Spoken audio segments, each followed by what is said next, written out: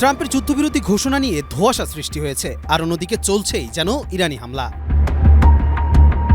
মার্কিন president Donald Trump Iran Israel যুদ্ধবিরতির ঘোষণা দিলেও বাস্তব চিত্র একেবারেই তার উল্টো।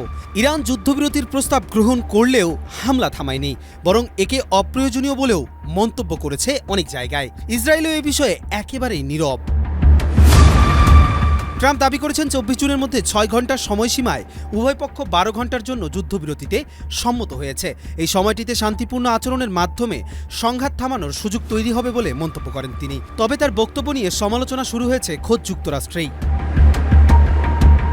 সাবেক মার্কিন কূটনীতিক নেড প্রাইস বলেছেন, এ ধরনের অস্থায়ী বিরতি কোনো স্থায়ী সমাধান নয়। তিনি মনে করেন 2015 সালের ইরান পরমাণু চুক্তি ছিল পরিস্থিতি সামাল দেওয়ার সবচেয়ে কার্যকর উপায়। ট্রাম্প সে চুক্তি বাতিল করে বিষয়টিকে আরও জটিল করে তুলেছেন।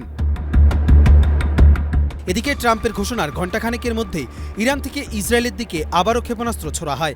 একাধিক হামলায় দক্ষিণ ইসরায়েলের একটি ভবন ধসে পড়ে, প্রাণ হারিয়েছেন অন্তত 3 জন। এ ঘটনায় যুদ্ধবিরতির ঘোষণা নিয়ে প্রশ্ন উঠছে আন্তর্জাতিক মহলে। কবির চৌধুরী, জয়, মাই টিভি।